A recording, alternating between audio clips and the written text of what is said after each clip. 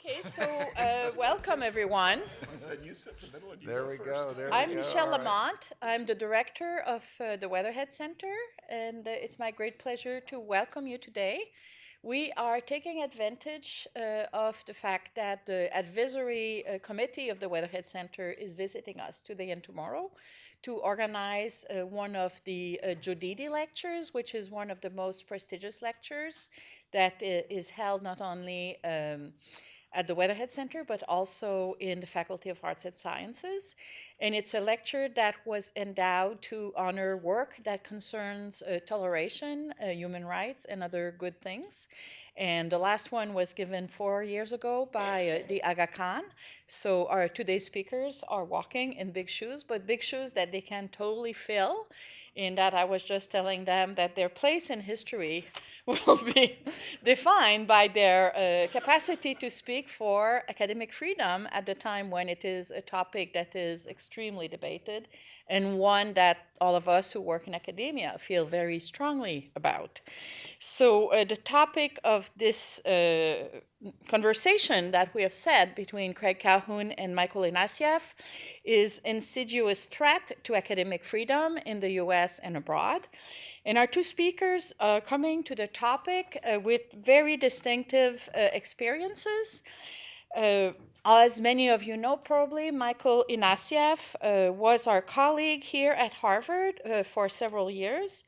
Between 2014 and 2016, he was Edward R. Morrow Professor of the Practice of the Press, Politics, and Public Policy at the Kennedy School. And prior to that, he had spent a number of years as director of the Carr Center for Human Rights, also at the Kennedy School.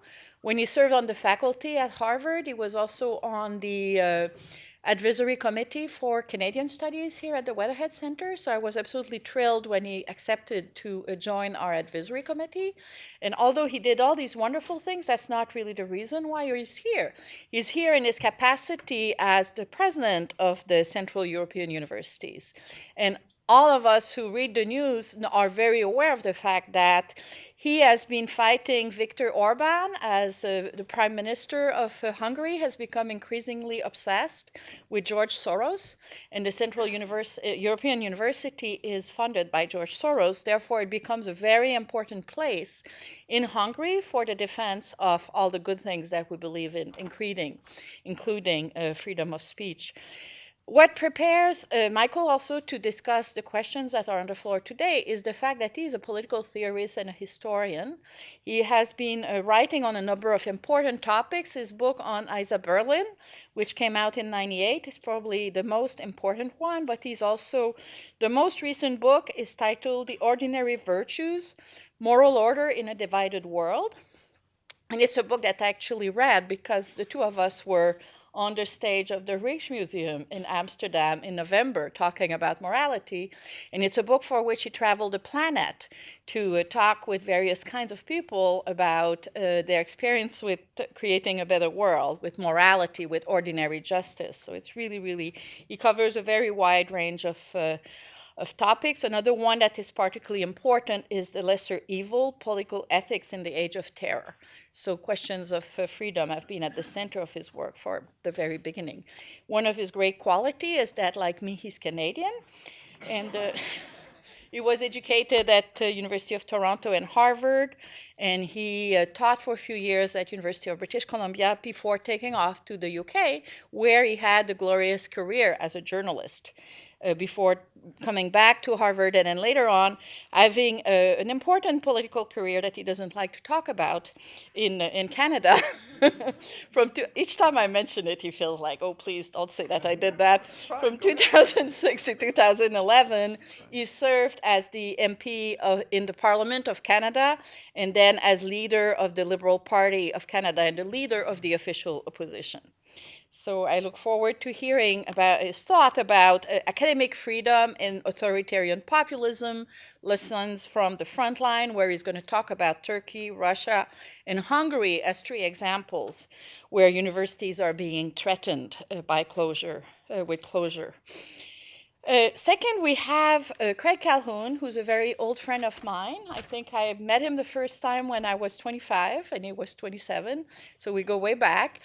And since then, many things have happened. He's held a number of very important positions. One of the reasons we invited him to serve on the advisory committee of the Weatherhead Center, besides his enormous knowledge and wisdom, is the fact that he's the former president of the Social Science Research Council, which is the organization that brings together everyone who studies things international in the world of the social sciences in the United States, which means that he just knows an enormous amount about the kinds of things that people who serve on our advisory committee should know.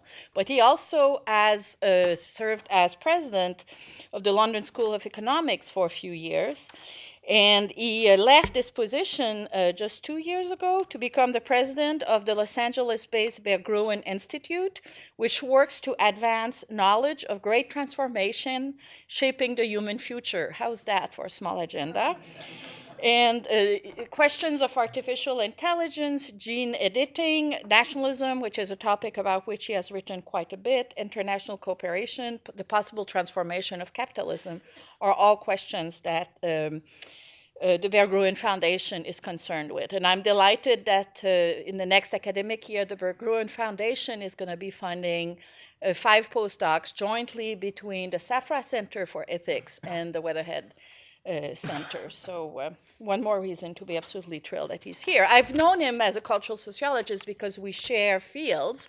And for me, Craig Calhoun is above all an analyst of the public sphere and a sociologist of knowledge. And this is the perspective that he brings to the question: under what conditions can people have free speech, and what are the conditions that favor intellectual exchange as a condition for democracy and freedom?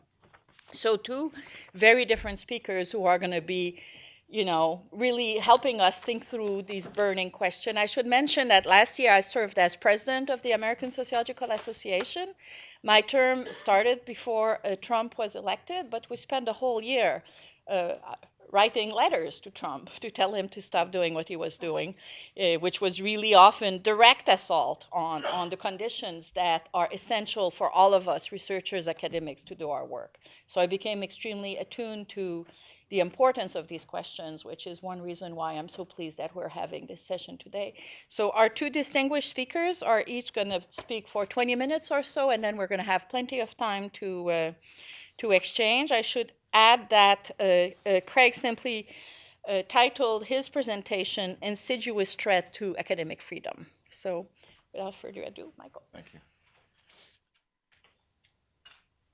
Thank you very much, Michelle. Thank you all for being here. This is a room I've been in many times on your side, and I think it's the first time I'm on this side, but I want to thank whoever the good people called Jodidi are for making this possible. Thank you, Jodidi, the Jodidi family, and thank you for coming. In the division of labor that Craig Calhoun and I agreed upon, he's going to deal with the insidious threats, the kind of subtler ones, the ones that are perhaps characteristic of American or North Atlantic academic life. And I'm going to deal with the straight-on, in-your-face, boom-boom threats that have arisen where I am in Hungary. I'm going to tell you just a little narrative about what's happened to Central European University, but I won't overdo the narrative. And then I'd like to talk a little bit about a characterization of these kinds of societies. What are we to make of a place like Hungary?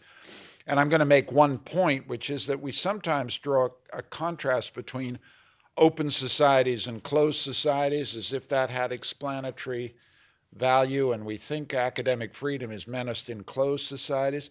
What I want to suggest to you is that the relationship between a place like Hungary and a place like here is much more complex. There is a collusive relationship, a disturbingly collusive relationship between liberal democratic societies which enjoy full academic freedom and societies which do not. And it's that collusive relationship that I think we need to think about. That will be my headline. Let me give you a very brief narrative of what's happened with Lex CU. Most of you will know that CU is a graduate institution offering masters and PhDs accredited in the United States. We're accredited in New York State and by middle states. We offer degrees that are accredited also by the Hungarian administration, so we're a kind of European American institution. We're one of almost 30 institutions of higher learning around the world that have no domestic US campus, but are American institutions. Think American University Cairo or American University Beirut. They have no campuses in the United States, but they operate overseas, and it's a feature of American higher education, which is kind of wonderful. This is one of the most globalized higher education systems in the world, but note, this is the geostrategic implication.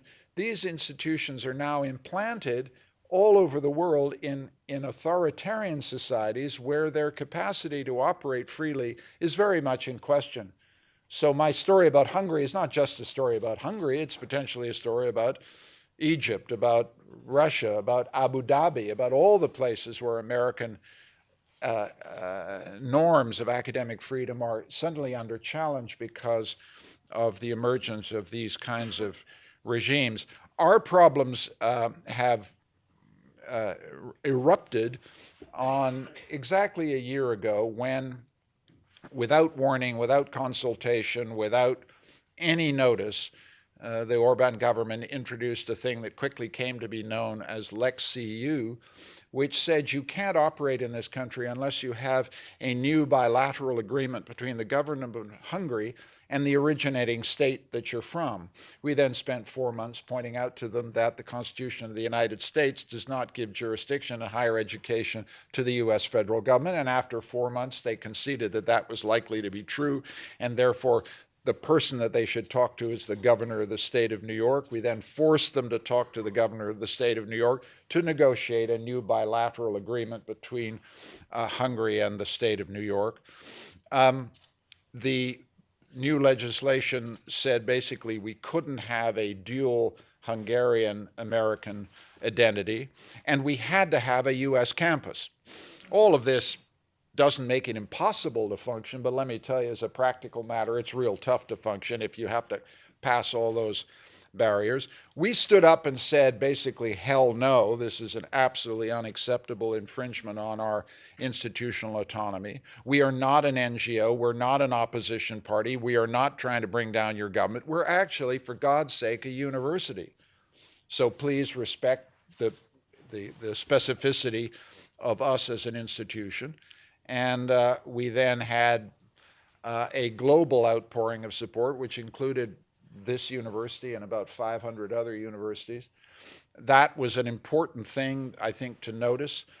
If institutions get attacked, universities are among the most globalized and networked institutions in the world. This is their key raw political power. If you get attacked, you've got to activate your networks immediately.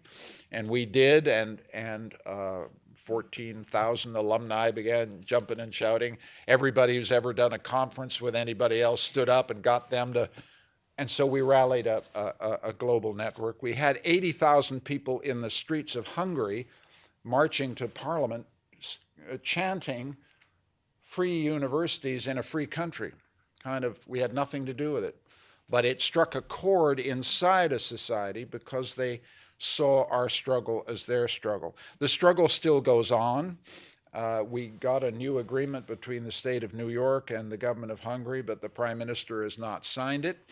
The prime minister is running an election campaign whose sole subject is stop Soros, meaning stop migration, stop immigration, stop the threat to Christian civilization in Europe posed by unelected NGOs that receive the funding of a billionaire, etc. There's a whole trope here that is being mobilized to, and we have some concerns that after the election on April the 8th, our days in Budapest will be numbered. This is not an existential threat to the university. We're privately endowed, and we will continue. The issue is whether we'll be able to continue in Budapest, and we want to stay in Budapest. That's as simple as that.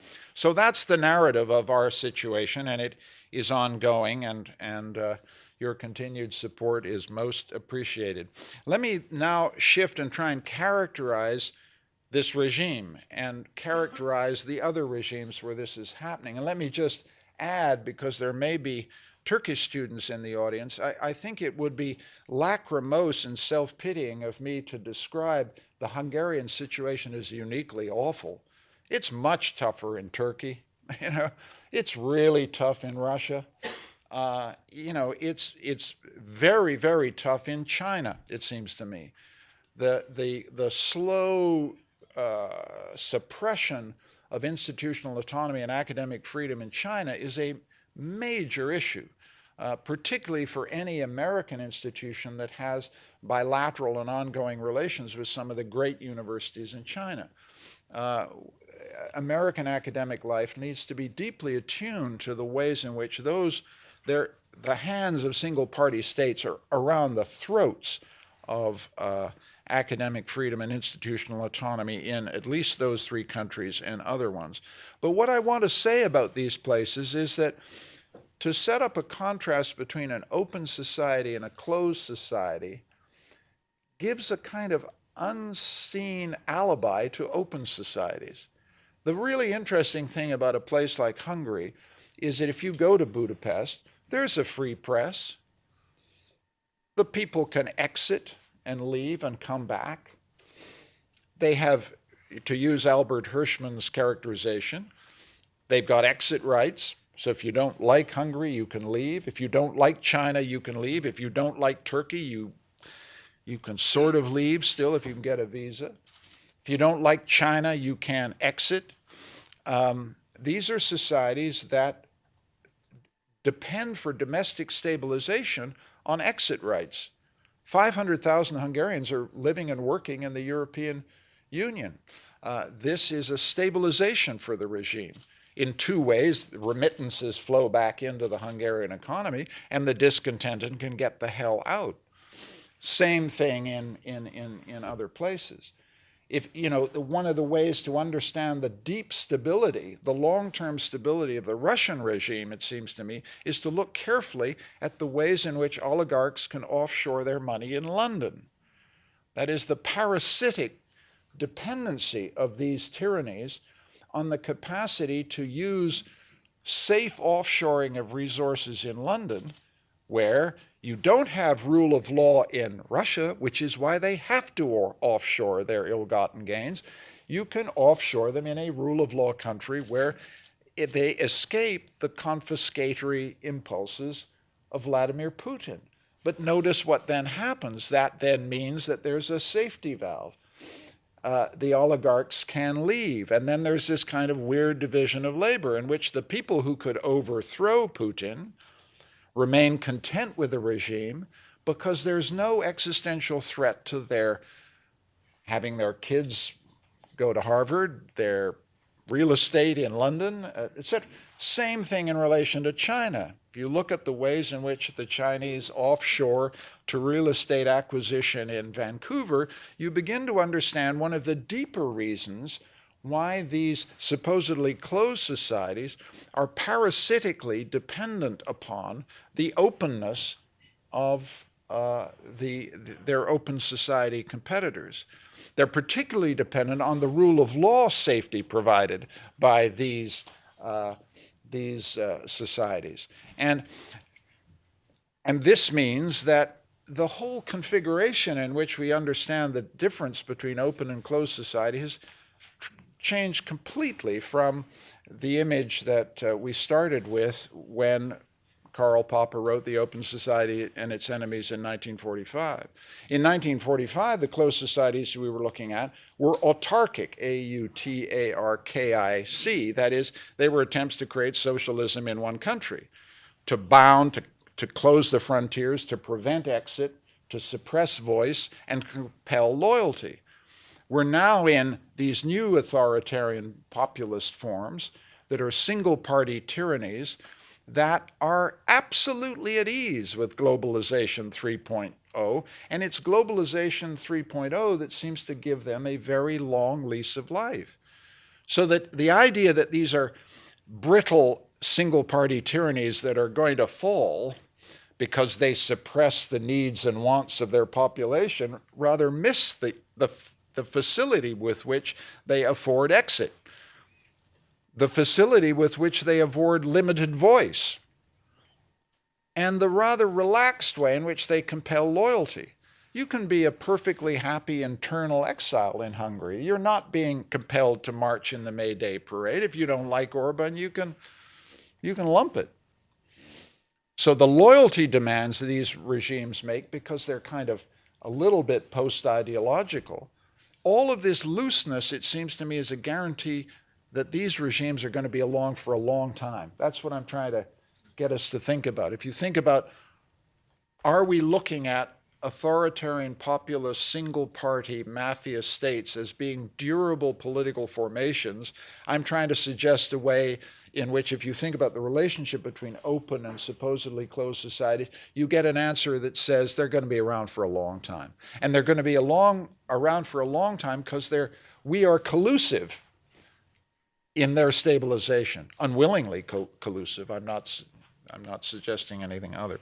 So that's, I hope, a way of understanding these regimes. It's certainly why being in Hungary has been so unfailingly interesting, because I feel I'm looking not at some little poor, backward, provincial, Eastern European, uninteresting little thing that only area specialists look at. I think I'm looking at the future. I think I'm looking at a new regime form, one of whose features, and this directly impinge upon me, is a relentless, consistent hostility to counter-majoritarian institutions of any kind. They remain legitimized as the voice of the people. They remain, Mr. Orban's legitimation is that, I got elected. I won an election. I am the voice of the people. He uses the idea of this borrows heavily from Jan Werner Muller's wonderful work on populism. He's created a people that he is the faithful voice of, and my university is the enemy of that kind of people. But the attack on CU is not just an attack on one university. It's an attack on a genuinely pluralist civil society sphere. It's an attack on a fully independent judiciary. It's an attack on all of the counter-majoritarian institutions that were created after 1989 to guide these societies from communism to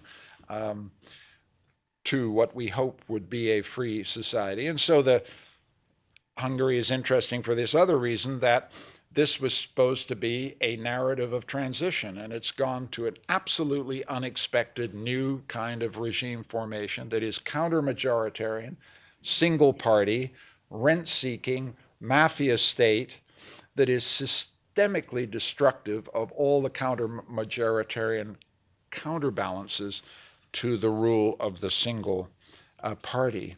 And just to kind of put the spin on the European dimensions of this, when I said that open societies are collusive in the maintenance of these regimes, you see it very clearly in Europe. The Hungarian regime receives 4 billion euros in structural transfers from the European Union. That is a lot of their budget. It allows them to siphon off some of that into the very profitable business of being a single-party state. It stabilizes the regime. And then there's Schengen, that is the ability to travel freely. Both of these are crucial stabilizations of the regime long term. And so I don't predict Hungarian exit from the European Union. The European Union is critical to the stabilization of this long-term single-party authoritarian project. It also means when I look for help to defend a free institution, I'm not getting much help from Europe. All the blah, blah, blah is fine. And I've had lots of authoritative statements from European leaders. But when it comes to it, I don't look to Europe to protect me. I also, it goes without saying, The United States, I think, walked away from the project of stabilizing Europe and stabilizing its security architecture basically after Dayton. I'm trying to provoke you. I mean, I made that up slightly. Kind of after Dick Holbrooke, after Dayton, after the attempt to bring the Balkan Wars to an end, basically the United States stepped away. And so the utter, total disinterest of the Trump administration in European security has a backstory that began long before this regime. It's been a feature of both Democratic and Republican regimes. There's simply no one really home. We've had good support from the State Department of the United States, God bless them, but the full weight and force of the American administration in defense of academic freedom just isn't there. Again, don't cry for me, Argentina. I'm just trying to tell you what the facts are. I'm trying to give you a sense of what cards are in my hand, and I don't have a U.S. card in my hand, to be blunt. Let me come to a conclusion, because I'm slightly intruding upon Craig's time. What does the CU case teach us about academic freedom? It just my experience has been is that universities need to understand two things about themselves. One of them is that they are part of the constitutional fabric of liberal democracies in a way that we don't often think. They are counter-majoritarian institutions. The courts are there to define what the law is. The media are there to define and shape and structure the public debate on opinion. Our job is to curate, save, preserve, contest, and question the knowledge upon which a liberal democracy depends. It's a constitutional role, although we never talk about it in that way. And it's a vital role. And it is a role that is under attack from these regimes because their hold on power also depends on systematic mystification of the real. We're in the middle of an election campaign in which there might be 2,000 Muslims in the whole of Hungary, and yet the entirety of the election campaign is saying, if we don't stop Muslim migration, Christian civilization in Hungary will die. This is what I mean by systematic mystification. It is really a full court. And these regimes use all the 21st century technologies, the political technologies. Another reason why, in my view, they got a long future. These are very sophisticated regimes. They're using all the black arts. And so our role, which is simply trying to say, this is what the real world actually is. This is what it is, like it or not. This is what our best guess, after falsification, peer review, and trial and error, and all the experimentation at the core of the social sciences, this is the real. They really are going after that. And we have to understand that we're on the front line of a battle to actually defend the capacity of a society to see the real, see it as it is. And the second conclusion I draw, and I will stop here, is that as long as universities defend academic freedom tacitly as the privilege of a skilled elite, they're done for. The only way we can turn this thing, both in societies like Hungary and societies like this, and now I stray into Craig's territory, is to make the simple case that when we fight for academic freedom, we are defending counter-majoritarian institutions, and we are fighting for you. It's we have not been able to convince our fellow citizens that the battle we're fighting is not a battle simply to defend our own privileges and prerogatives and our long summers and tenure and all the things that we're resented with. We're fighting for you. We're fighting for the very capacity of a society to see itself truly. And so it's a battle we got to win. Thank you.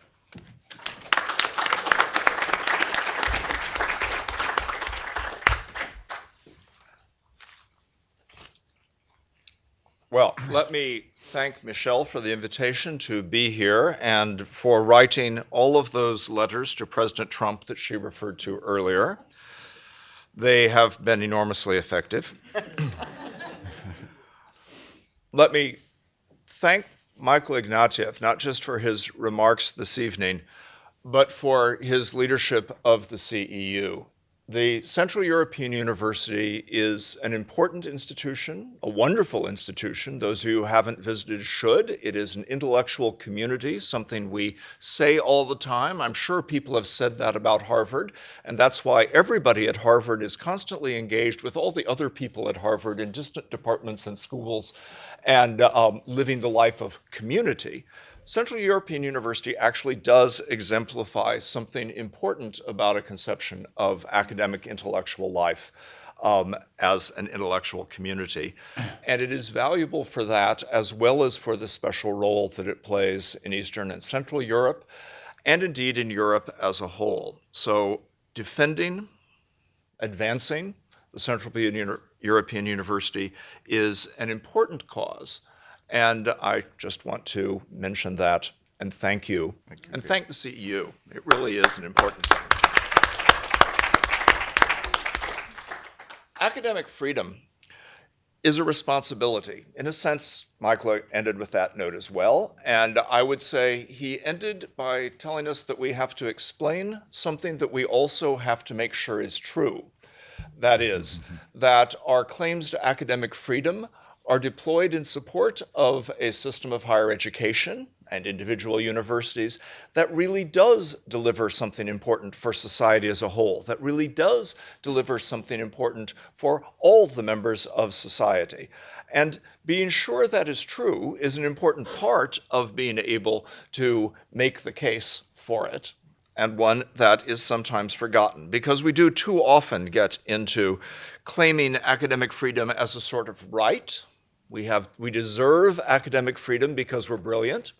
We got great GRE scores and we wrote great theses, and our books and articles got us jobs at Harvard or similar universities. Therefore, obviously, we should have academic freedom. That is not actually an argument that justifies academic freedom, and we should be clear about that. What we do is something that depends on academic freedom. Academic freedom is not only a responsibility, it's a necessity if we are to have vital institutions of knowledge creation that are fully open to playing the role of bringing honest self-awareness to society that Michael spoke about, but also to be fully effective in the pursuit of science, of humanistic knowledge, of the full intellectual mission of the university. Knowledge creation, and especially critical knowledge creation, the role of criticism, not just criticism like I don't like Donald Trump. It's true, I don't, but that's not something that is very important, right?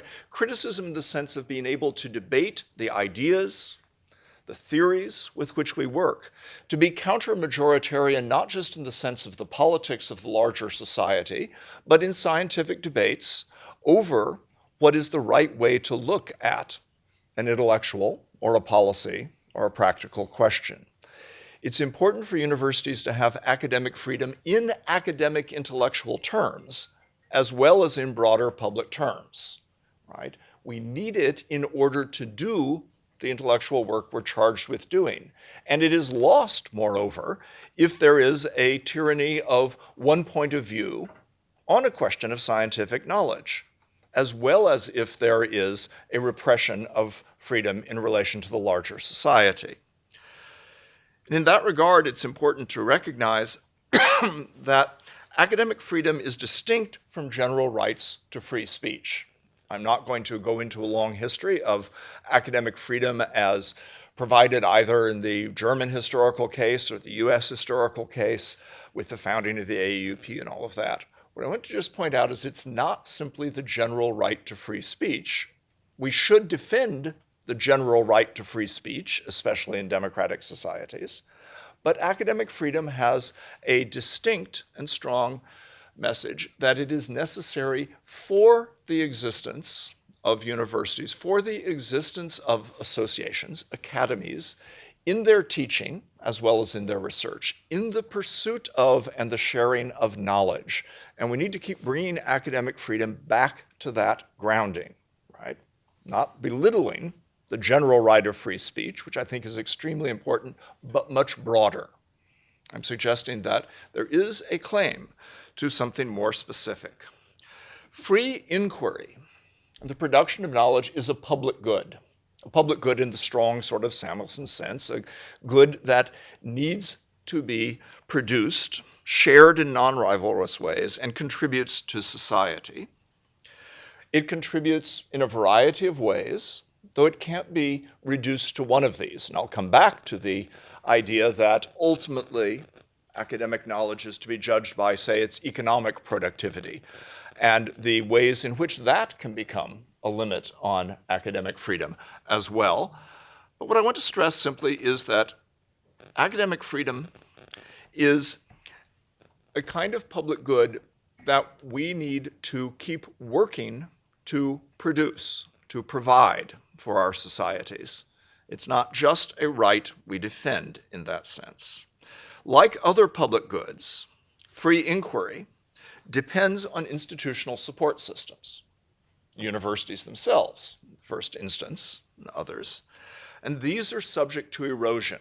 And we live in an era in this country, and more widely, in which there has been a great deal of erosion in our general valuing of and commitment to the provision of public goods. It's not unique to universities. It's true of what's happened to so-called legacy journalism in the country. It's true in what's happened with regard to cities and housing. It's true in a range of areas that we have become less good at both valuing and providing many sorts of public goods, and we suffer for it. It'd be a different talk to go too far down that path, but let me just stress that we have gone through some 40 years of learning to value the public less, to think that the public is an inefficient, unglamorous, unsexy sort of institution that is clearly second-rate compared to the private, the individual.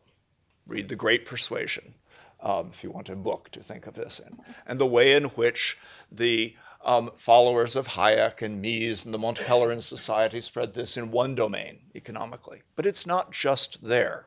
It is in a variety of areas. It's in career choices of students. It's in the fields that are studied. And these have transformed universities because universities are reshaped into institutions that provide what students want to study to some extent, what corporations want to sponsor, and what may or may not always meet the demands of, say, speaking truth to power or giving an honest reflection of society. This erosion of the institutional provision of public goods, I want to suggest, is widespread, but universities face it in particular, right? And it is accompanied by another factor, which is a large-scale sort of transformation. And here, a transformation of institutions that affects us but isn't unique to us. The shakeouts we've seen in media and journalism, for example, but in many professional fields, the learned professions, law, accountancy, have all gone through shakeouts that universities have so far been spared. So that careers and the businesses that were made out of the often partnership structures of legal and accountancy, just to take those two, have been transformed in new corporate structures and financial shakeouts and new managerial hierarchies in which what were partners, and sometimes are still called that, become employees and are managed from above, something that is occasionally familiar to academics as well, and an issue for us. And an issue that cuts two ways. It's not just that people who hold jobs like I've held recently or Michael holds are some sort of terrible, nefarious sort of managerialists. I mean, Michael and I are, of course, both managerialists, but nonetheless, right? It's not just that accident. It is that these are large, expensive, complex institutions. Harvard isn't some sort of tiny fly-by-night institution. Right? It's big and complex and has challenges to run, and it's just part of a very large higher education system, which is expensive and complex. And so the pressures that may lead to a kind of institutional shakeout, I've called it, analogous to the restructuring of law or accountancy, or perhaps even more medicine, right? Which used to be a field in which individual owner-operators of small businesses played a crucial role in this country. And they are almost gone, right? This is a little bit analogous to some transformations of academic roles, right? We may be working in the Kaiser Permanente of academia soon. Kaiser's not the worst place if you're in medicine. But you get the idea. There are larger pressures that affect us. And by and large, I think we have abdicated our responsibility for these institutions we live in. Changes in governance, changes in faculty participation in governance are not something that has simply been done to faculty by people like Michael and me, right? It is something that reflects a larger systemic transformation.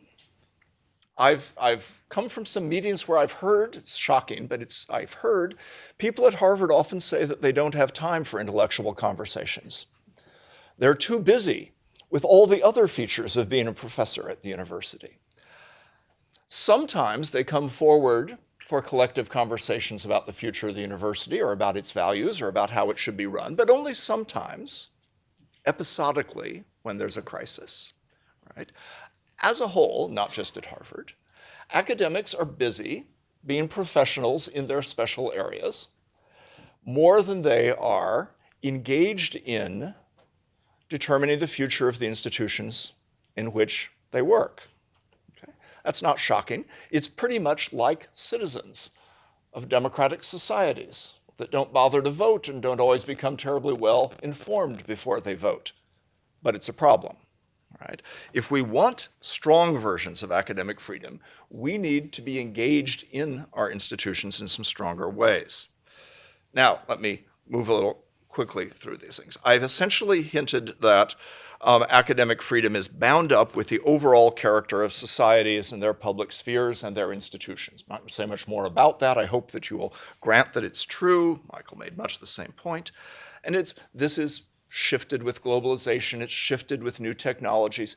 It's shifted perhaps most crucially with the scale of complexity of these societies, and it's shifted during the last 40-some years with what people give shorthands to like neoliberal capitalism, but whatever we want to call it, with a world that has been remade with a set of largely winner-take-all economies that have produced Google and Apple and other giant corporations, intensified globalization, transformations of industrial bases in society, right? And transformations of the ability of people to participate running those societies. Academic freedom, then, needs to be thought about as a freedom of individuals, of institutions, and of systems. It's not just the freedom of individual academics. It's not called professorial freedom, and there's a reason for that. That's a very central part of it. But you really can't understand the full institution, the full phenomenon of academic freedom if you don't understand it in relation to institutional freedom. I will use CEU as an example. The politics there really don't have a lot to do with individual academics or particular people. They have to do with the institution and what the institution means to its enemies and to its friends in the world. The institution needs a certain level of freedom and protection. Okay? The institution is also, this is something Michael stressed, part of a larger system of higher education. He talked about the complicity of the rest of the world in thinking about what's an open and closed society, but I would say in positioning universities in a larger reality. We need to think about all of these, right? And it's also a matter of teaching, research, and service. It's not just a matter of ex cathedra public statements, right? The fact that I don't like Donald Trump, right, isn't at the core of academic freedom, as I said before, right? What I teach in a classroom, right? What I choose to do research about, not just what conclusions it has or what politics it represents, how I engage in connecting this to larger publics, communities. These are all things that have to be on the table when we talk about academic freedom. In the background to this is the transformation of universities and higher education systems, the very scale of them, right? At the beginning of the 20th century, 3% of Americans went to college or university. Not graduated from, went to, for a little while, right? It's now, depending on what you count as a college or university, something like 3/4, right? And there is a huge diversification of what counts as colleges and universities, and there's a huge hierarchy. Let me just make a point about hierarchy in general. I'll come back to another feature of it. We have dramatically enlarged opportunities for Americans to go to university or to some form of college or higher education. The same thing has happened in some other countries and is happening around the world. We have done it in the United States overwhelmingly, and especially since the 1970s, in the form of a hierarchical inclusion. You can get in, but the price of getting in is not just the tuition, it is that you get in at some point in a hierarchy. And since the 1970s, we have been more and more focused on this hierarchy with the proliferation of ranking systems, for example, that expand, clarify, and intensify some of the impacts, right? Harvard was always a more prestigious university than the University of Oklahoma. But the distance, in many ways, has grown. The chances for a graduate of the University of Oklahoma to get admitted to a PhD program at Harvard have shrunk, right?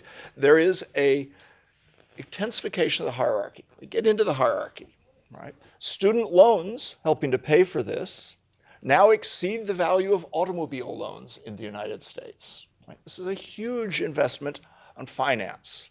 And a story that could be told is of the financialization of our society and the way the education system gets into it and how that affects academic freedom, including, right, what the students choose to study, a form of academic freedom. Mom, I want to be an anthropologist.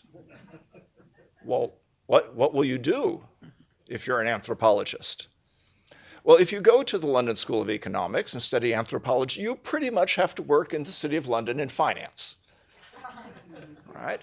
The majority of all graduates of the anthropology program work in the City of London in finance, but the anthropology program is not quite as obvious a path to finance jobs as the finance department, or the accounting department, or the management department, or the economics department, all of which have grown enormously. So let me just use an LSE story, as Michael used CEU, right? The LSE styles itself a social science university.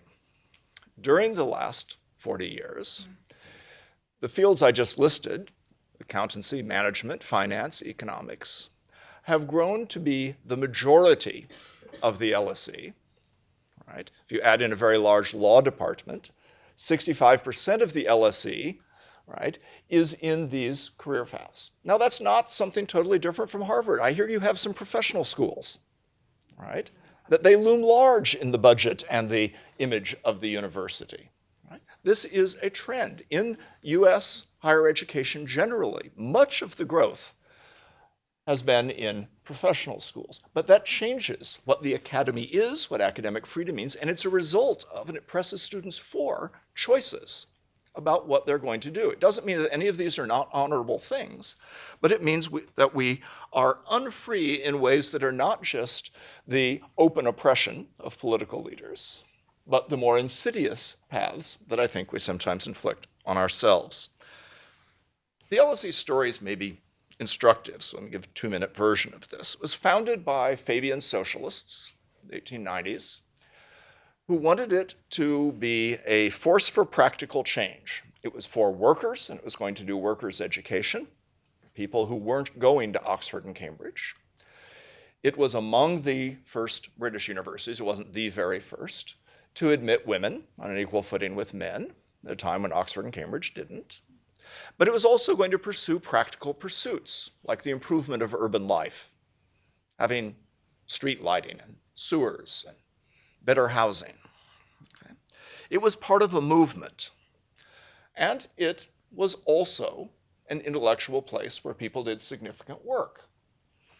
It appointed its first economist because Oxford University voted not to have that newfangled subject.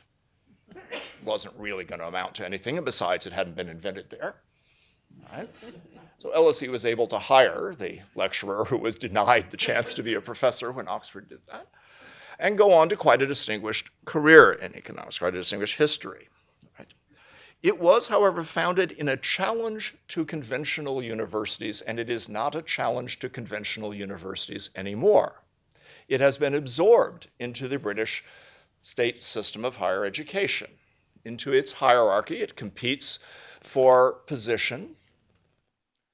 One of the bittersweet moments of being the head of the LSE was the enormous feting and celebration when we went up in the rankings from 25th to 24th in the world, right? There was no statistically significant change in the LSE's overall performance. It was a meaningless achievement. I was toasted by the board for my achievement in a single year, having produced this remarkable improvement. We went from 5th to 2nd in the UK, right? That actually did involve some game playing that I participated in, right? But my point is, we are caught up in, right, a mission of pursuing high status, of pursuing higher rankings, of pursuing the positional good, and often forgetting the purpose behind it, which is, among other things, the kind of things that academic freedom is for. Right? Now, the LSE is a very particular university. It was actually a place where George Soros was educated and a model for the Central European universities, so not irrelevant to today's discussion, but also not irrelevant because it's really not very much like Harvard. What it's like is the flagship state universities in the US. What it's like is the Chapel Hills and Virginias and Michigans and Wisconsins and Berkeleys and UCLAs, not in scale, right, but in its funding structure, its relationship. And like them, it has suffered a transformation, right, that I'll just sum up by saying, in 1979, Margaret Thatcher was elected. The LSE received a little over 80% of its funding from the British government, 78% of it in a single block grant, which it could distribute as it wanted. Right? The figure is now below 10%. Right? This is the story of Berkeley. This is the story of Wisconsin-Madison. It's not just that story. Now, what's happened? High student fees, a need to tell faculty members constantly to seek grants, and a reliance on private philanthropy. Now, those aren't all bad in every way. I'm not saying that we shouldn't have done that. My predecessors were brilliant in doing this. I'm saying that they create a system in which academic freedom is challenged in many ways by the way the system works. Now, I'm going to be going too long if I don't wind up. So let me just revert to sort of listing some threats to academic freedom that are insidious. Career pressures. Right? In the academic job market, in the transformation of our careers, productivism, the need to be doing certain kinds of things to make your career is at odds, sometimes, with doing things that directly speak to the public good in various ways. And along with that, tenure is a form of age discrimination, increasingly, in universities. It is something that people with gray hair and gray beards can enjoy, and something that very few of our PhD students will ever enjoy at any institution, though only a small tier of institutions really are able to continue to make it part of their routine practice. That affects academic freedom. Professional specialization affects it. The rise of research, the ideas of academic freedom were developed in an era when research was a much smaller part of what universities did. And it has become a very costly part of what universities do, and one of the reasons we have the kind of public challenges over cost that we have, that so much goes into research. It's a dominant faculty pursuit. And we have to ask how that fits into academic freedom. Is it simply the freedom to do our research? Is that what was being defended by the AAUP in the era of World War I? Or is it our freedom to speak to bigger and broader public issues? And how does the narrowing of academic fields and subfields affect our ability to do that?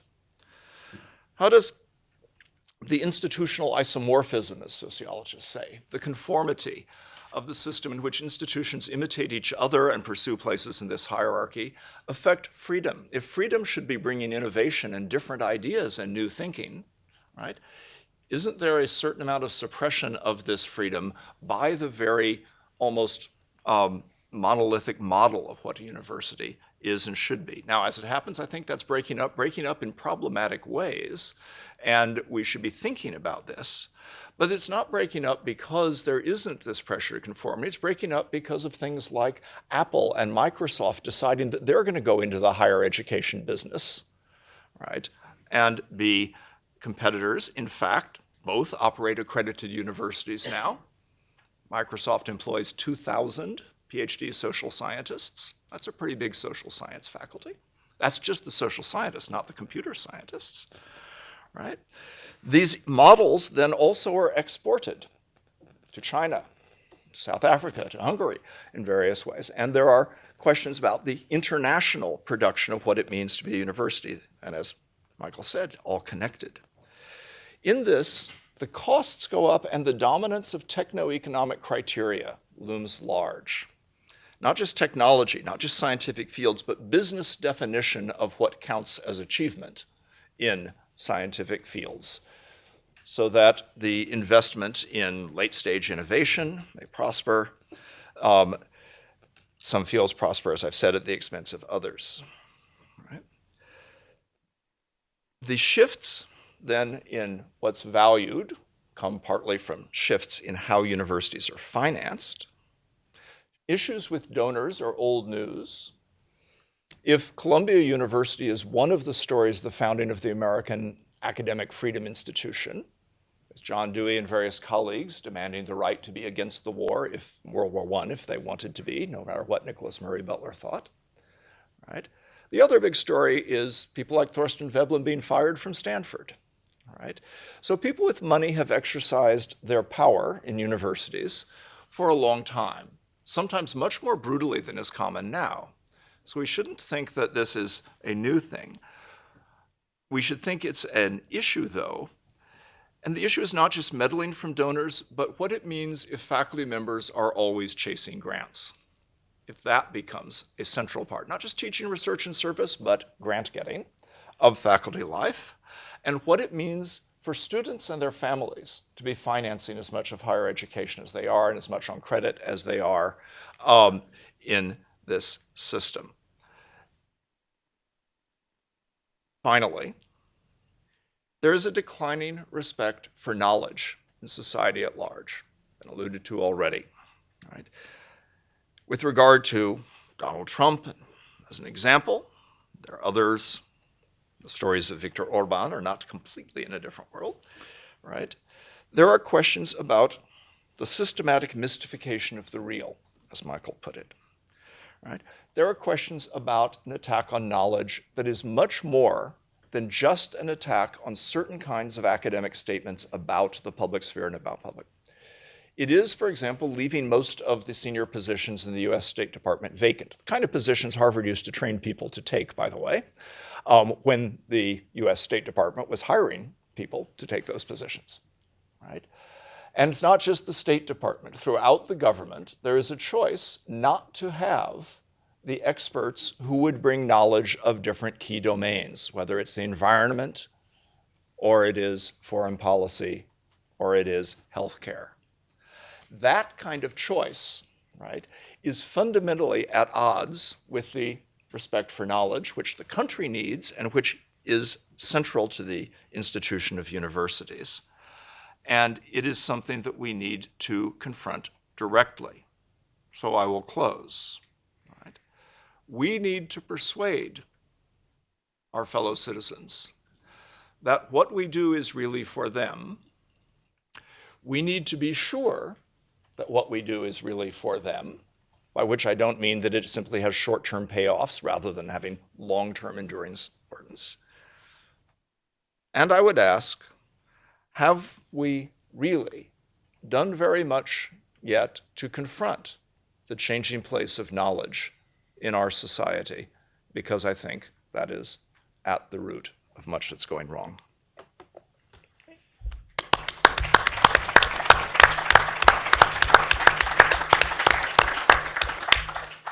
Well, we have two splendid presentations that frames the question, I'm sure, in much more complex term than what you had in mind before coming here. I think that That's both. the academic experience. So don't ask what the country is doing for you. Ask what you can do for the country. Apply that to the academic world. And according to Craig, we might have a solution to the legitimation crisis that knowledge is facing now and that universities are facing now. So I don't have any comments. I simply want to use the time we have ahead of us to have a broader exchange. So the floor is open, and I'm hoping that my dear colleague Peter Hall will open the conversation. Maybe you can introduce yourself if I have not introduced you already. I'm Michelle's dear colleague, Peter Hall. I'm in the government department. And these were wonderfully stimulating talks, and I have questions for all of them, but I'll just ask Michael one question.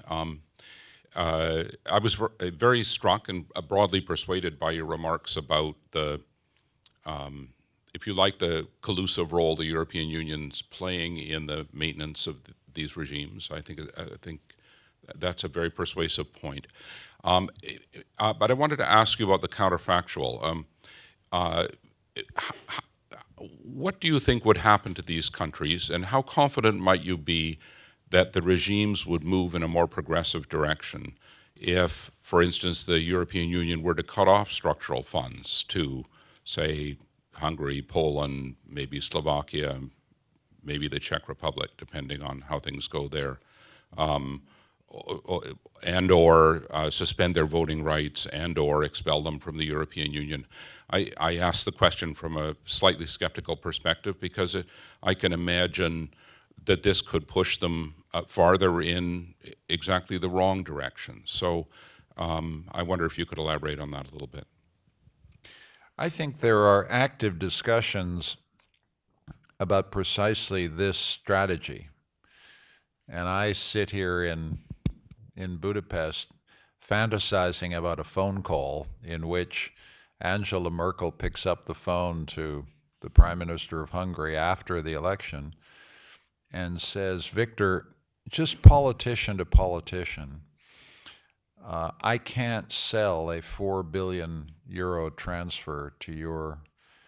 The evidence here on corruption is bad, and it's going to get into the German press. And, you know, I just had 6 months putting together my coalition. I got a problem here, Victor, and you got to help me. So here's the list of things you have to do.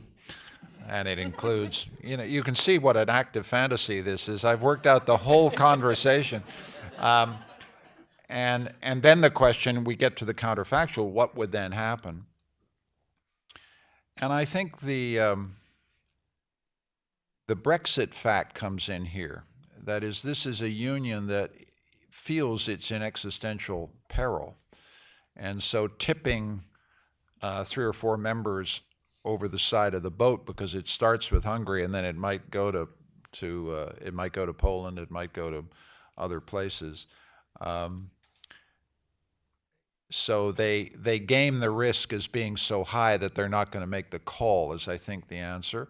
I think also this is a case where the European governments regard Viktor Orban and these regimes that have closed the door on migration as basically stabilizing European politics. I mean, the key card that Viktor Orban plays is, Angela, you wouldn't be in power had I not shut off the South Balkan route to migration in 2015. Now, that may not be true. It may have been Erdogan's closure of the Trans-Aegean route that had more of an impact. But that's the card he plays. You're in power because I did what you didn't have the guts to do. The French have this wonderful phrase, il dit tout haut ce que nous pensons tout bas. You know, he says out loud what the rest of us only think. There's a kind of way in which these guys are the id, and you know, the EU, blah, blah, blah, is the sort of superego. It's the language of liberalism and freedom and academic freedom and whatever you want. But he's the guy who reminds them these are the basic drivers of European politics. Don't ever forget it. I mean, I'm giving you a very negative view of the answer to the question. And as I say, I fantasize about the phone call every day and wish it would happen. Happy to know that I'm sure you do know that Germans leaked to the Financial Times a document suggesting that the phone call would concern Hungary taking in migrants. Yes. Yeah.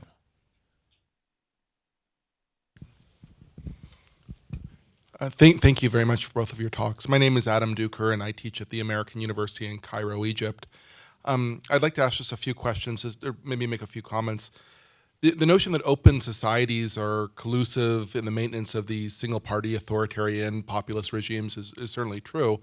But from my experience teaching at one of these universities in such a society, it seems to me that the so-called open universities in these societies are equally, if not more, collusive with these regimes. I'm not intimately familiar with Central European University. This isn't an indictment on your institution.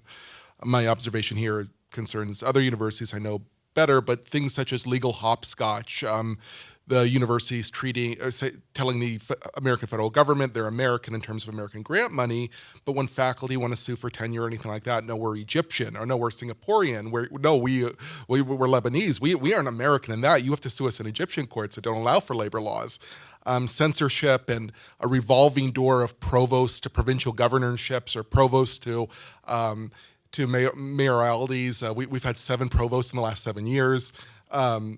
I was stripped of the largest endowed humanities chair in the Arabic-speaking world for refusing to use my position as the head of the comparative religions program. I refused to use my position to convert my students to Islam, like the donor's son wanted me to do. So in this environment, the notion of academic freedom seems to be just as much under threat by the institutions themselves as the regimes in which they work within. But in this matrix, I've noticed that academic freedom is not really a necessity in the way that I once thought about it as an American graduate student or American faculty. You could still do a whole lot. You could still have a profound impact under the radar of censorial regimes. And the censorial regimes know that.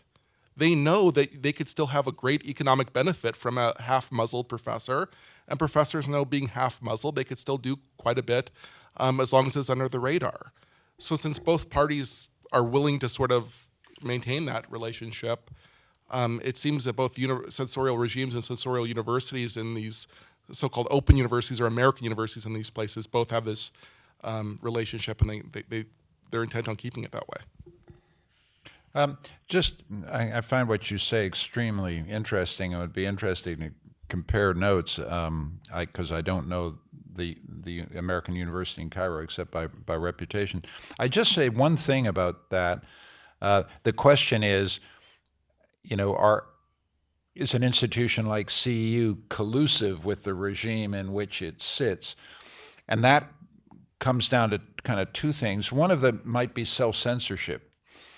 I mean, do I watch pretty carefully about whether we invite opposition speakers on campus and allow the university to be used as a platform for opposition political organizing or propaganda? We have a rule at CU which might not square up with American standards of academic freedom, which is we do not allow any political organizing or any organized political party of any kind to appear on campus and give a talk, whether government or opposition, just because we've got to stay clear. Now, is that a compromise with academic freedom? It might be in a little way, but that's how we keep clear of the accusation that we're really a little kind of opposition cabal trying to overthrow the Orban government.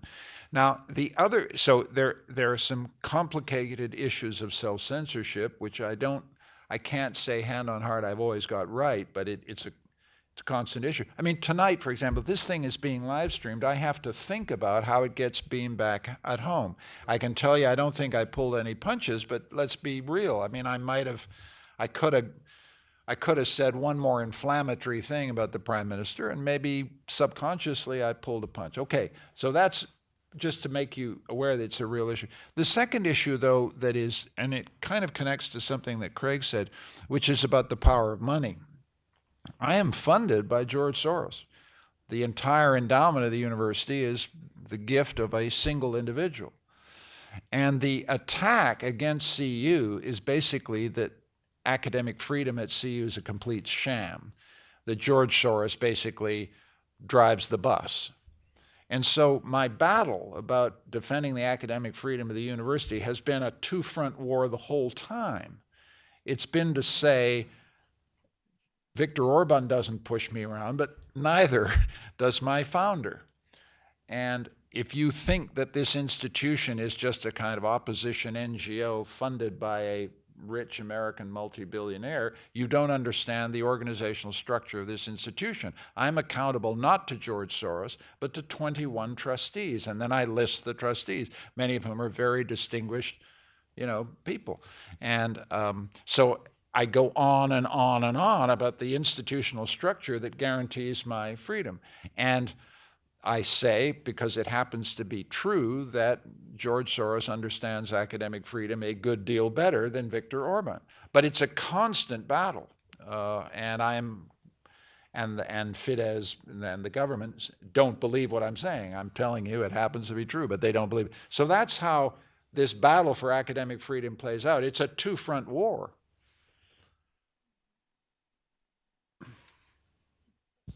Is there a woman who would ask a question? I hate these sessions where there's no woman. Go ahead, Julia. That's it. I wasn't going to ask one at that moment, but since you appealed, Michelle. Well, both of these, Yourself, Julia Adams, also on the advisory committee. So both of these really excellent and thought-provoking talks have kind of surprisingly raised the possibility that processes that we thought were maybe separate are more tightly coupled and feeding into one another in ways that we hadn't seen. And that together they're working to undermine academic freedom, other freedoms. And the talks are frighteningly persuasive. I'm sure we're going to hear questions about what we should do, singly or together. But I guess before that, I wanted to hear from either speaker about whether you see openings, counter tendencies, contradictions anywhere in these different systems besides Angela Merkel. For example, within the hierarchy that Craig's described, are there among them possible emergent networks, for example, where some institutions might play a leadership role? Are there some ways, individually, organizationally, that we can work to make this happen? I think I've done some talking, so I think, Craig, you're up. Well, I'll try. I don't have either a panacea or an institution to point to and say, let's all just follow them. They've got it. There are institutions that are doing more and institutions that are doing less, as there are individuals who really work on this and fight and struggle. So within various academic institutions, there are people who really are stepping up to the challenge of trying to understand how their institution works and contribute to a more robust shared discussion of that, and asking the question, what are the alternatives to the way that we seem to be going, so that people can make a good decision, which might be the way we seem to be going is the best we can do, but might not be. And so I could point to particular individuals indifferently, Chris Newfield in the University of California system or other people who are doing that. And I think that's good. Maybe it's a sign of hope. So one of the self-doubts I have about what I say is that Someone could say, well, look, is academic freedom really necessary? What I've done is say academic freedom needs to be understood as closely defined to free inquiry, free teaching, free the core mission, not just the extra political speech, and that it's necessary for that. I draw some encouragement from the fact that in corporate science, the really effective corporate science works pretty hard to try to create some level of freedom, not quite on the grounds of academic freedom, but to make sure that scientists have a considerable opportunity to do what they consider good science on problems they care about working on. There's research, people like Jason Owen Smith at Michigan, who have shown from studies that it's not always the case that academic scientists feel that they get more freedom to be able to do good science than those in the corporate world, that in at least many corporate settings in biotechnology or other fields, there is a recognition from the firm that the benefits they want from scientific research can only be had with a high level of freedom. So that makes me think, well, maybe that is extendable. That's at best a partial solace, though, because that's saying even if we are destined to be in administered structures top down, that those administering them will respect the need for some freedom. I still hope for not being in completely administered structures, and when I look at China, where I have frequent ties, this is not mostly a good story, but there is a growing protection of some research in some sectors from immediate supervision and dominance because of the desire to get it. But it overall is a story of the difficulty Chinese institutions have introducing anything resembling our notion of free inquiry, even in fields like artificial intelligence, where they want to be a global leader. Eris?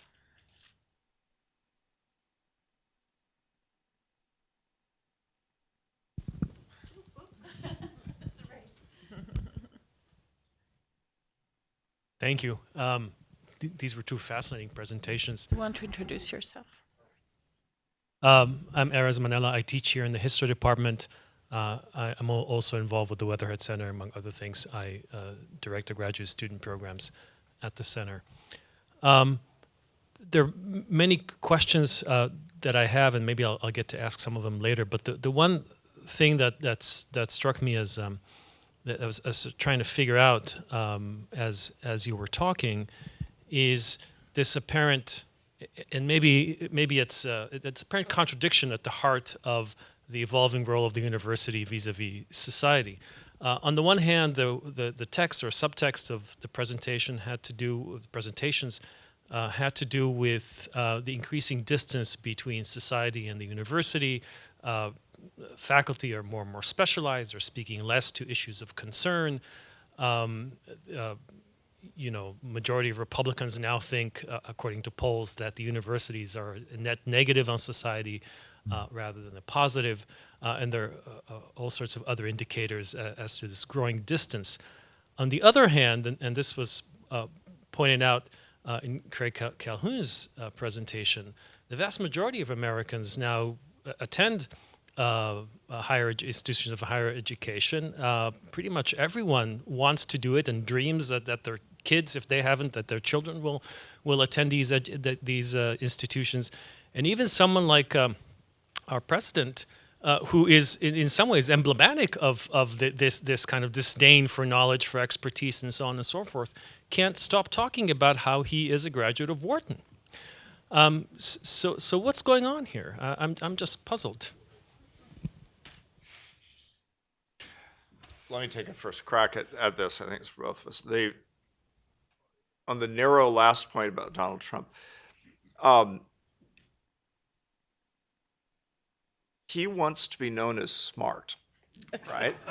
And in a certain way, his claims about his Ivy League education at two different Ivy League universities and all go with his claims about his IQ, and there is much claim about having passed the selectivity of getting into these institutions.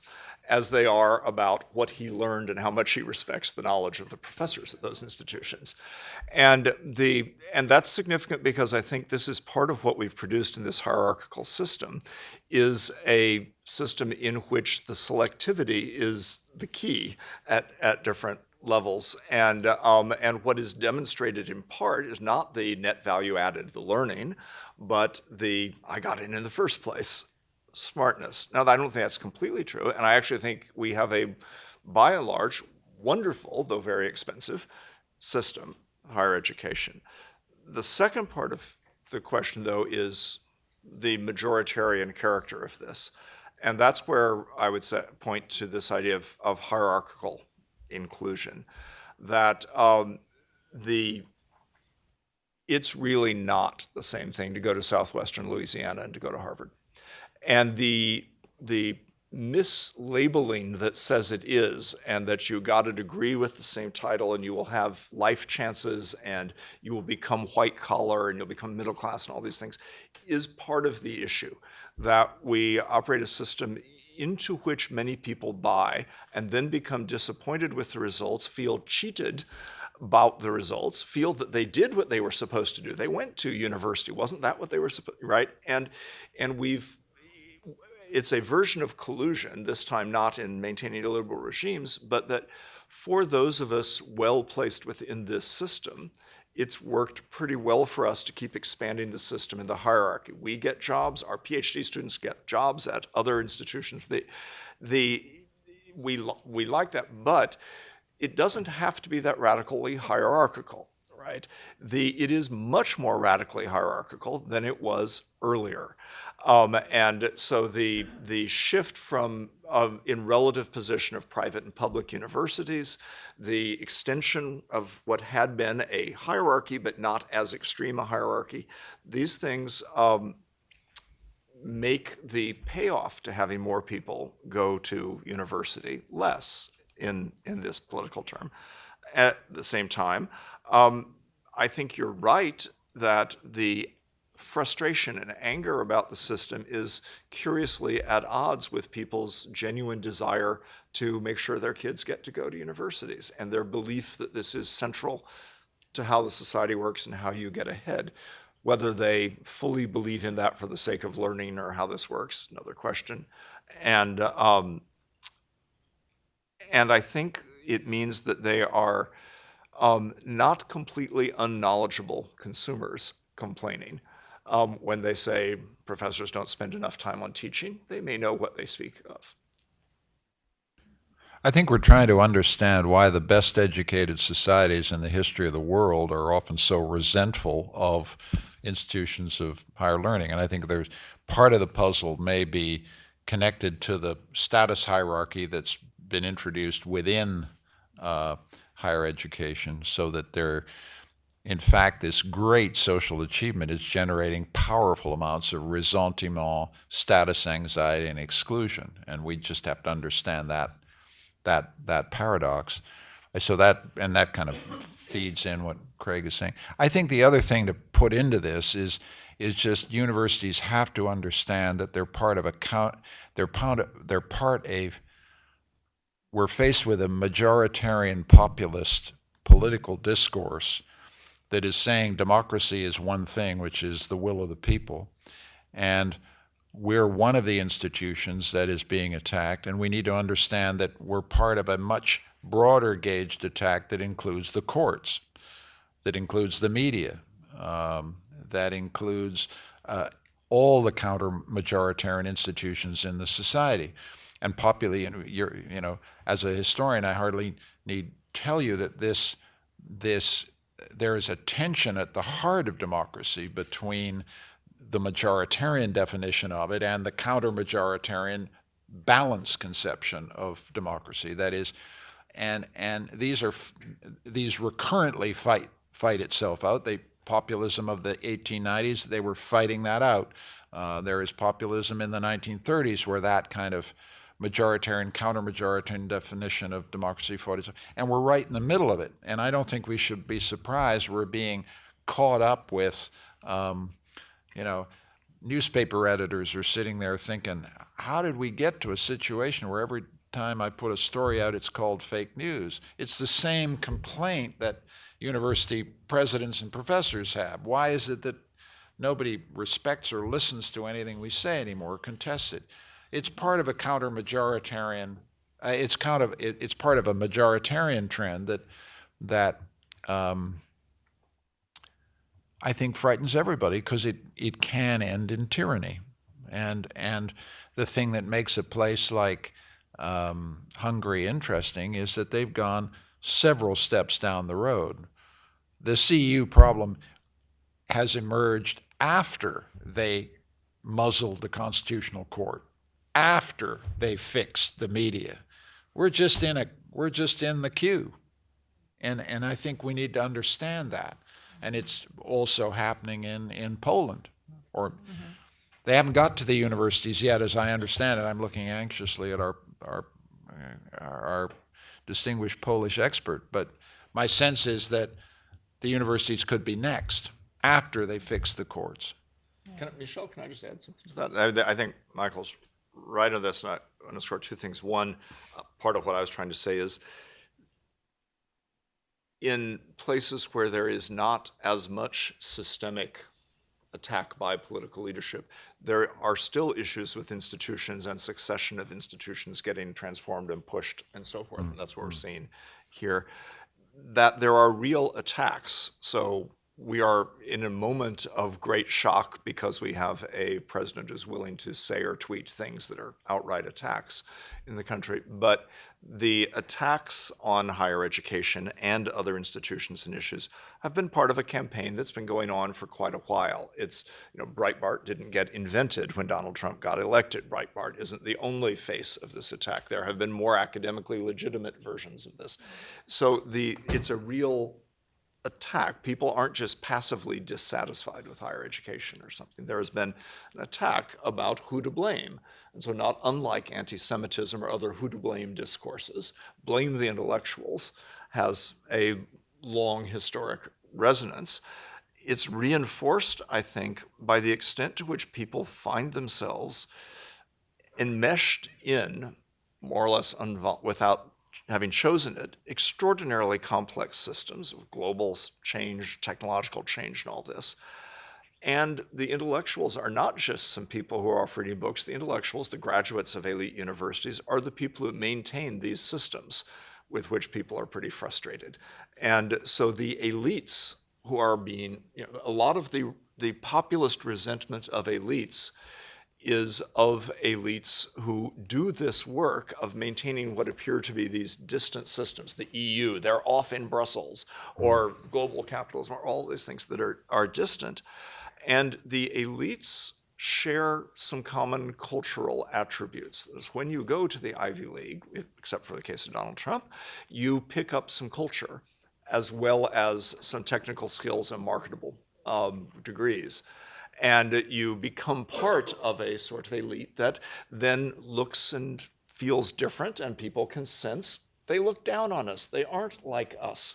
And so the fact that the elite institutions not only give elite knowledge, but reproduce an elite culture also adds to the anti-elite push. Manja? There. While the mic gets there, I'll just mention that in your talk, Craig, you used the concept positional goods, and I'm now teaching Intro to Inequality to freshmen, and the concepts of opportunities, hoarding, positional good, credentialism, closure, monopolization of goods. These are the basic status groups. These are the basic tools we use to teach about inequality, the mechanisms that produce inequality, and all of that applies to the world we all live in. And I think the populist revolt is, we often think about it as directed to the political elite, but what this monopolization, the concentration of wealth and status and all the advantages that we all benefit. It's very interesting when you think how many Harvard faculty are part of the 5% and are totally unaware that they're part of the 5%.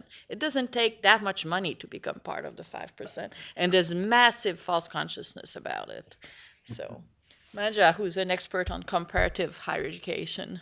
Hello, my name is Manja Klemencic. I teach higher education in the Department of Sociology. I also have a certain relationship to the CEU indirectly. I was one of the old Soros grantees. My first foreign study was here in the US, coming from Slovenia on a grant from Soros Foundation. And I have over the years seen immense value that CEU specifically gave to the development of social sciences and social sciences research in the entire region, having been terribly underdeveloped due to the interference from the communist parties in the old regimes. But that's a side story.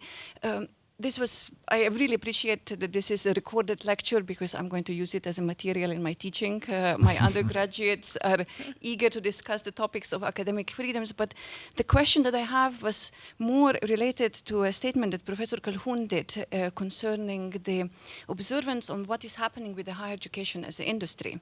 You made an analogy to the medicine industry and the disappearance of small providers, and you spoke about the institutional shake-up. So really my question to you is, what kind of transformation system-wise, or let's say global system-wise, would you expect in terms of, if we say rankings, institutional isomorphisms, the question of the value of degree that students are getting, or the value of money that students are getting from taking higher education? I mean, what do you foresee is going to be happening globally with the higher education industry?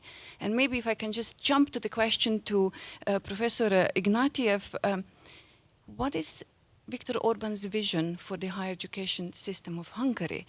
Because obviously CEU has been a flagship university with international visibility and international reputation, which has been recruiting students widely and supporting the development of the social sciences in the entire region.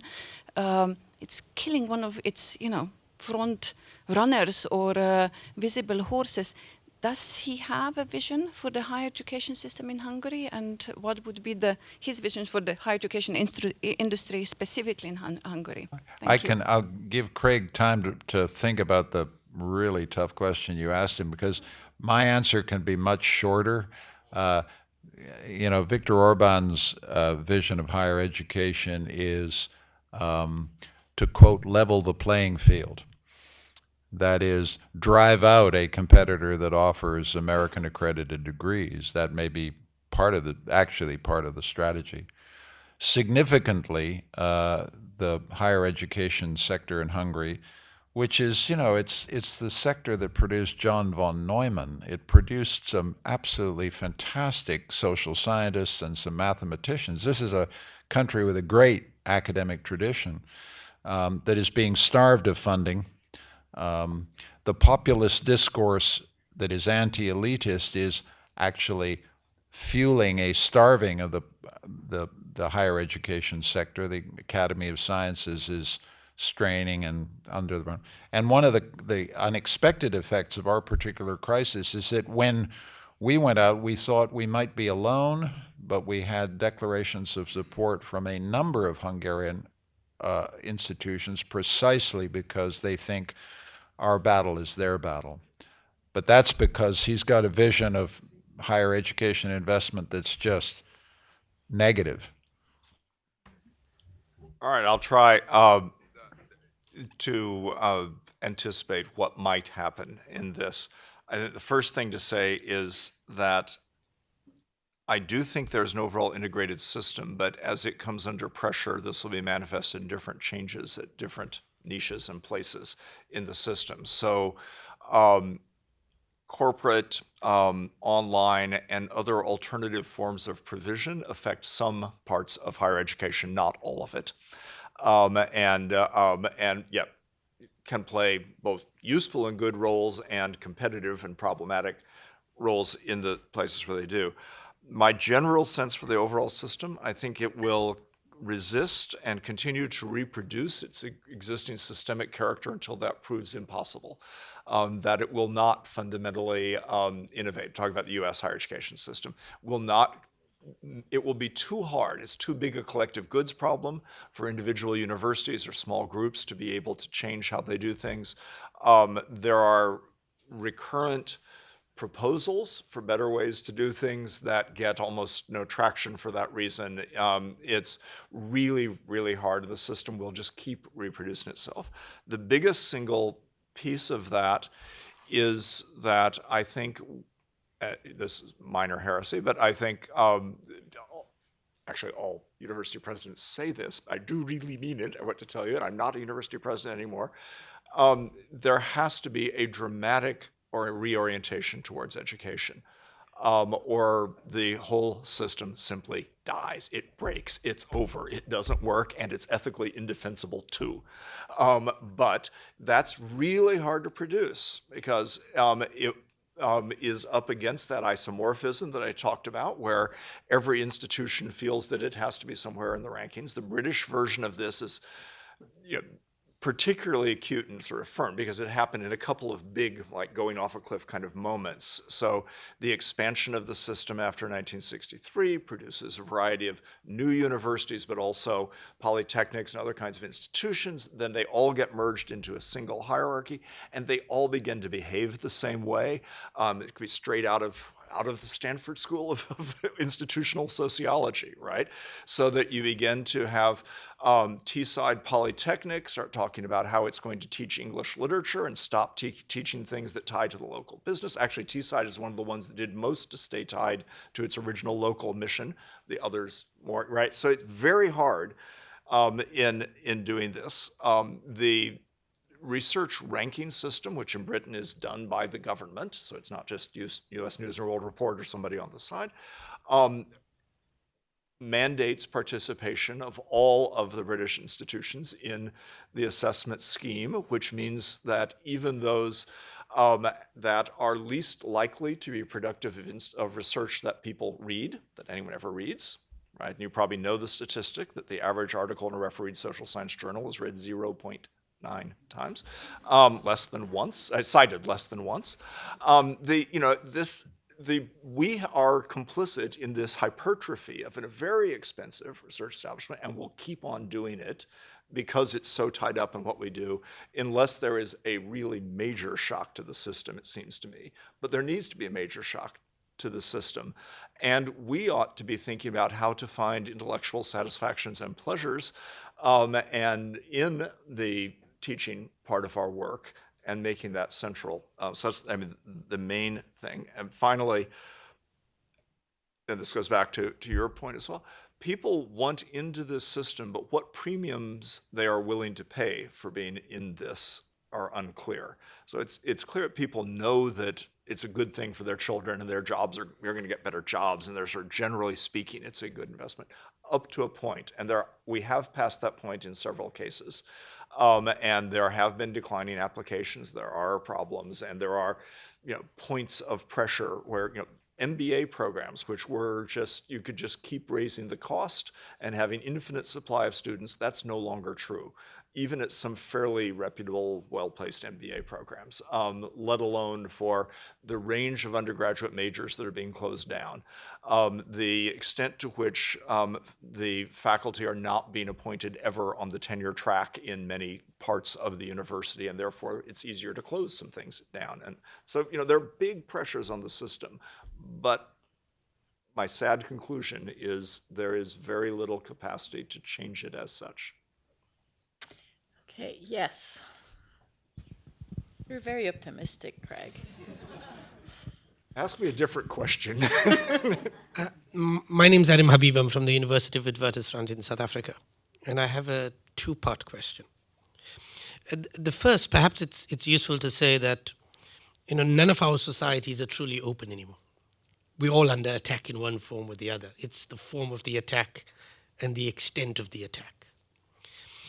And what that raises for me is how do we start rethinking getting out of the system? And Michael, you've constructed the alternative as articulating the importance of these institutions as the counter-majoritarian. And I wonder whether that's legitimate or not, or whether that actually will have the effect. Because if you're suggesting that a large percentage of society is truly unhappy about the elite, and they see the universities as part of the elite. The articulation of the counter-majoritarian doesn't articulate and respond to their challenge.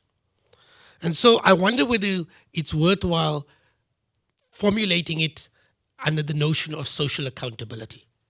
That instead of proving the university as an institution of the counter-majoritarian, where the message becomes that the institution is accountable to society as a whole, and these are the social benefits to society.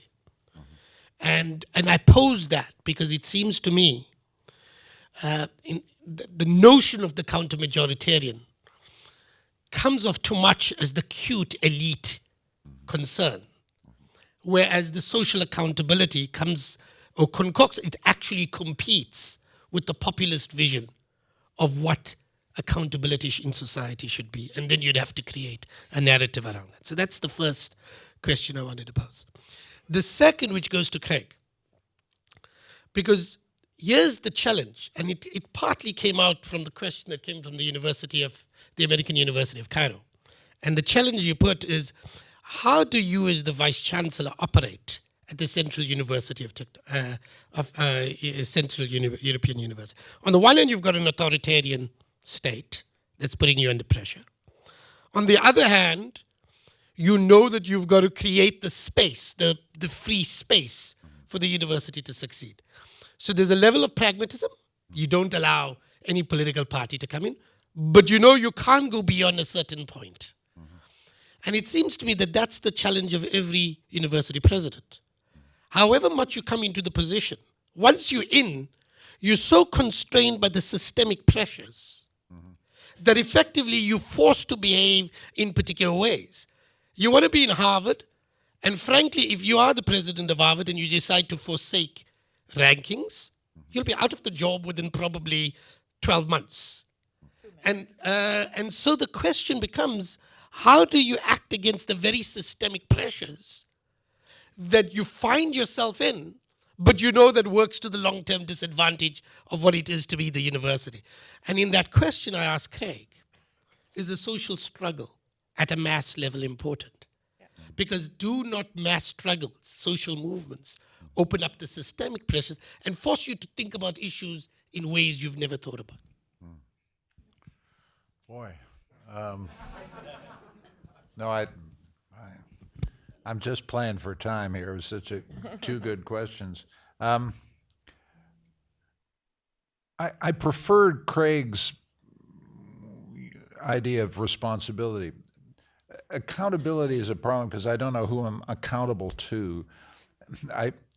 And social accountability is so widely phrased that it just, we provide graduate education on good stipends to 1,500 people a year and have been doing so for 25 years in a context where we're their only shot at high class.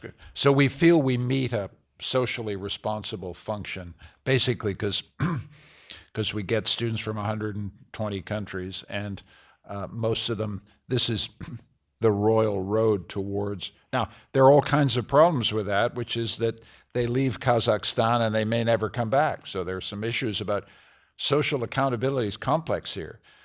Higher education is often a road out of small town rural America to the big city and you never return. So you're accountable, but you're not accountable to the place you came from.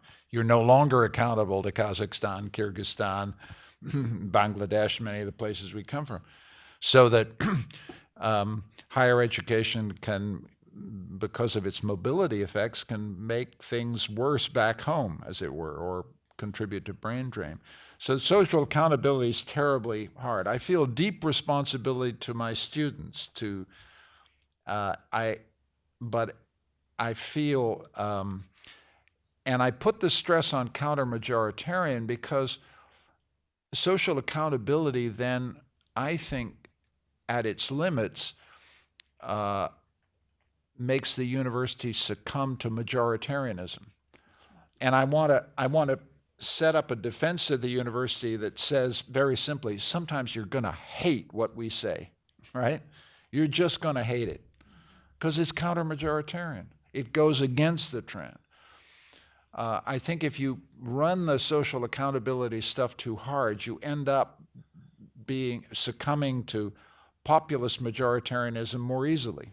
I think sometimes universities, and they don't do a very good job, but sometimes we really have to stress the counter-majoritarian, particularly on the side of knowledge, given that we're in a force field, particularly in the digital media era of rumor, paranoia, opinion, fantasy, mystification. Almost everything we put out there is counter-majoritarian in the literal sense that it says, we've done a peer-reviewed check of this issue and we found that actually everything you're saying doesn't happen to be true, right? I mean, that's what I mean by counter-majoritarian. I don't mean anything very heroic. I just mean in terms of the validation of what is real, is a enduring counter-majoritarian function that we should stick to. I also don't think we're big in terms of social change. We provide mobility ladders, but I actually don't think universities change societies. It may be different in South Africa, and Wits has done a heroic job for a very long time, but I'm in a different context, so I think these things are context dependent. And the final issue you raise is, how do you operate in these very coercive conditions? I mean, how can you talk about academic freedom in Hungary is kind of what you're saying. Aren't you fooling yourself? Well, I think that's the thing I have discovered in the last year. We're not a perfectly free space, but we're the only goddamn space, university space in Hungary where you can say what you want to say.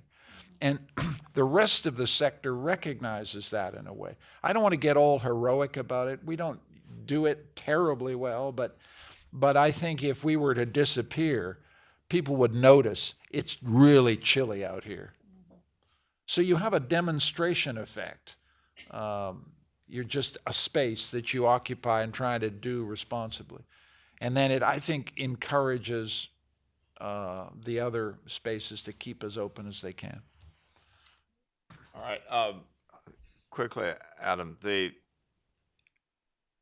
social accountability in general makes sense. I worry when it's by means of government and thus accountancy measures. And particularly in Britain, I've experienced an awful lot of accountancy about university productivity that doesn't amount to real social accountability. So one would have to deal with that. To Michael, I'd say I can see the appeal of counter-majoritarian as a way to talk about this in some context. I'm myself somewhat uncomfortable with that framing because it implies that the job of the university is to counter the majority rather than that the job of the university is deep commitment to knowledge and sharing of knowledge. And therefore doing something useful for the majority, which is to share knowledge. And so, I worry about where that rhetoric takes us. And in relation to the idea of mass struggle, yes. I actually think but a struggle to change society with higher education as part of that. I'm less confident in a mass struggle over higher education, in a sense, than in some renewal of major struggles to change society. Take the mobility point. There are universities, CEU is one of them, and in many places in the world, universities play a role in social mobility. There is almost no net social mobility in the United States anymore, and universities are far more part of the system of reproduction than a system of social mobility. And so a social struggle that really addressed the questions of inequality, including the role of different institutions in the perpetuation of inequality, would perforce have to change higher education. And I do think would affect how we look at it. And I think that in American universities, we tend to imagine that we are part of a system that confers social mobility opportunities far more than is really true. And so the faculty kind of believe this is part of our justification for what we do, but it simply isn't true anymore. And I do think that there is mass struggle going on. It's going on under relatively badly framed, poor ideological choices about how to do it. in South Africa as well as here. Finding, but in many ways, part of what I suggested is this sort of abdication of the playing field that by academics and others who haven't been engaged in a struggle to transform society in a better way, but have found ways to, work within a very problematic direction of change is the problem. So our time is coming to an end, so I'm going to take 2 more questions, and then we're going to ask you to close. So please keep your questions short, because if you keep your questions short, I might be able to take 3 or 4 more questions. Yeah, what she really means is we need to keep our answers short. This is trying to engineer collective good here. Don't talk too long. So you, and then if we have time, we'll take more, because you raised your hand a long time ago. Go ahead. I don't remember your name, unfortunately. Yes, you. My name is Eva Blakely. I'm Eva. the Weatherhead Center.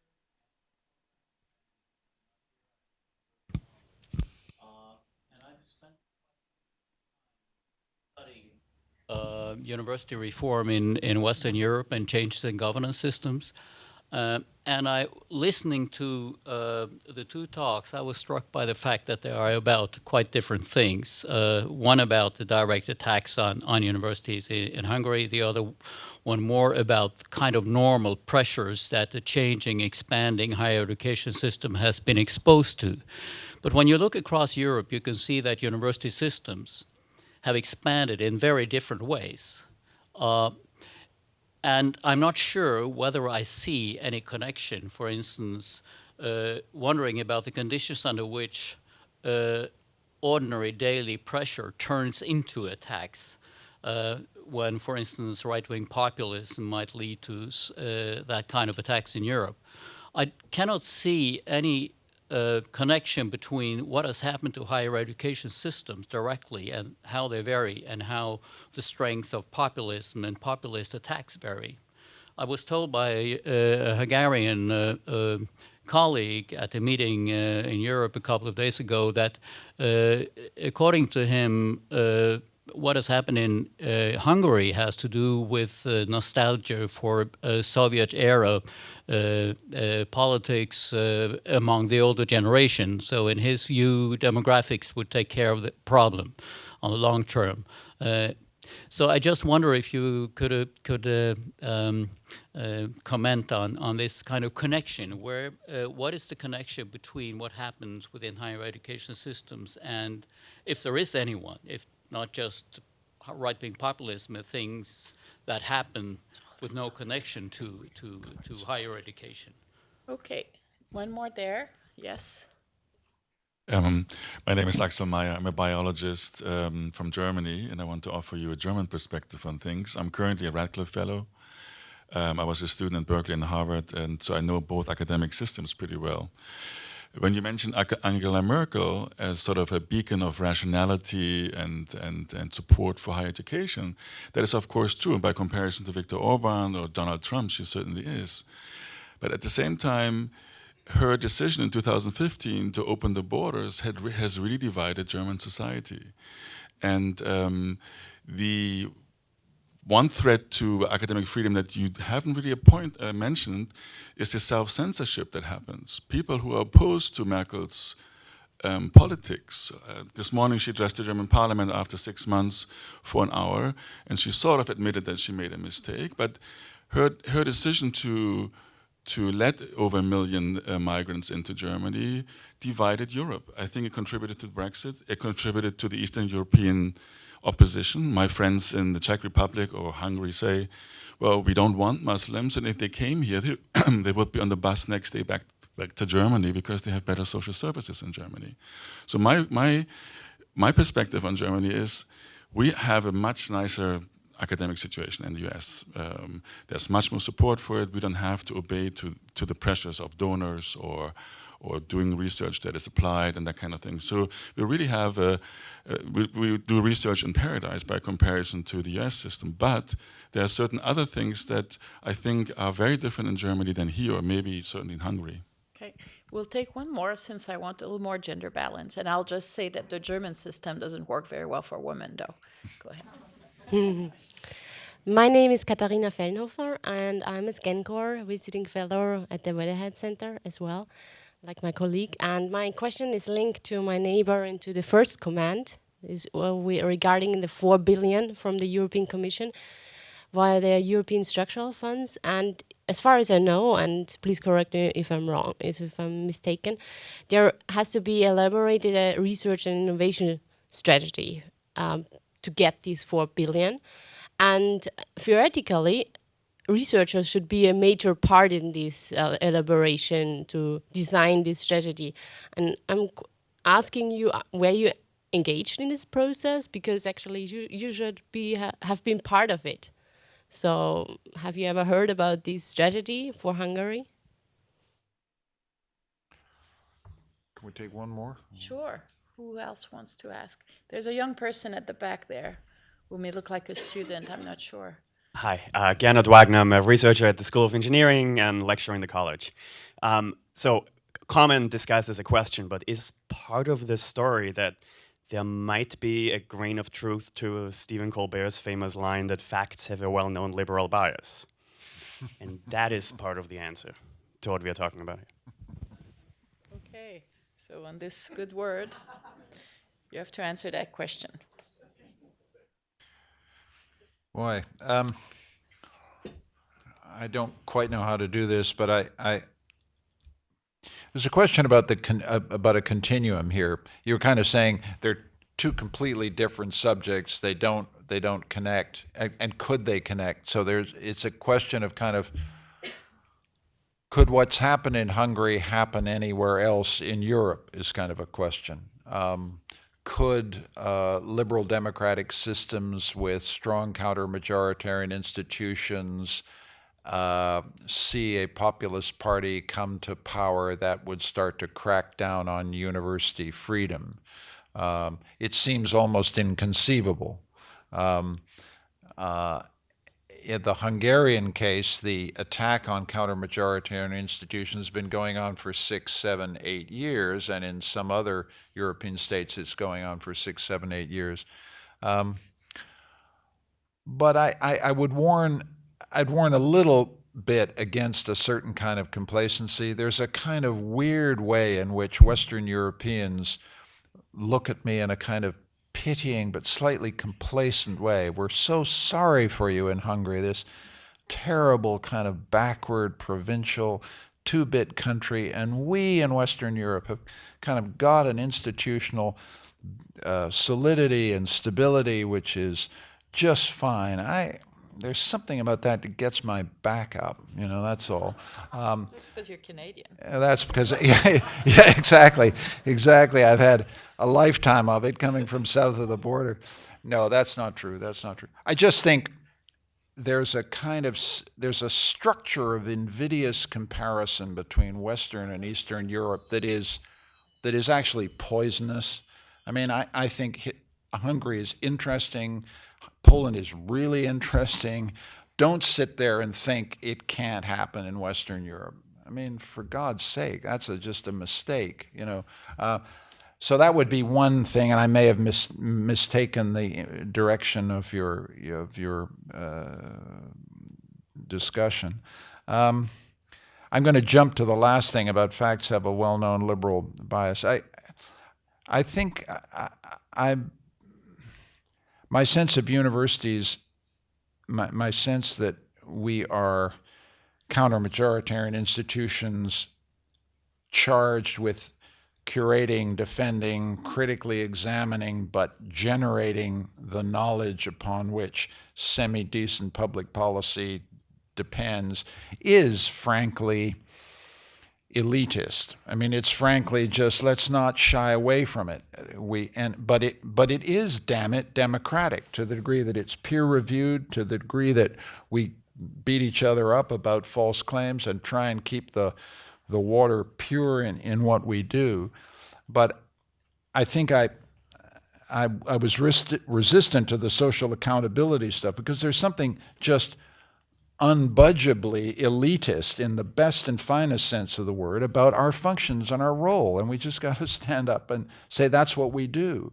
And if we then end up with facts have a well-known liberal bias, then we ought to be honest enough to understand that the defensive knowledge is always also a political battle, and we got to get down into the arena and fight it out. And that's when we get a bad reputation for an ivory tower, when we pronounce ex cathedra and won't get in and defend knowledge claims with courage and conviction, and you can fire that elitist stuff at us till hell freezes over, but it doesn't change the facts, right? That's what we have to be saying with some kind of resolution and inner fire. It's important to recognize that elites can be produced in various ways, and how central the facts are is one of the variations. You can have technocratic elites, you can have elites on a variety of grounds, and in fact, I think populism of the kind we've been seeing recently is more about problematic elites than bad people. That is, we elites tend to blame populism on the populists, and the people aren't being very good. I actually think the elites haven't been very good, and this is why we're getting this from the people, and that we need to look at problems with elite behavior and elite performance in large part in the world's richer and more or less democratic societies and the erosions of democracy. I've been living in Britain the last several years. I'm not really very impressed with Boris Johnson as an example of a member of the elite. But it's not just the conservative elites. The liberal elites have been pretty complicit in some pretty bad government performance. Quickly, globalization. I think facts can raise the quality of arguments from liberals, from conservatives, sometimes radical leftists, not always populists. Populists aren't in that business. You don't find populist policy wonks in a certain sense, but you do find right-wing and left-wing reliance on facts. I don't think the facts are left-wing, or if that's what's meant, liberal is a funny word in this context. That is, I think that, and America has a long tradition of a kind of conservatism that was serious about intellectual engagements, which has nothing to do with Donald Trump, and which has produced a variety of people who are outraged at Donald Trump. So I think that the issue is being able to improve the quality of arguments. There will still be arguments from different positions because facts are never the whole story.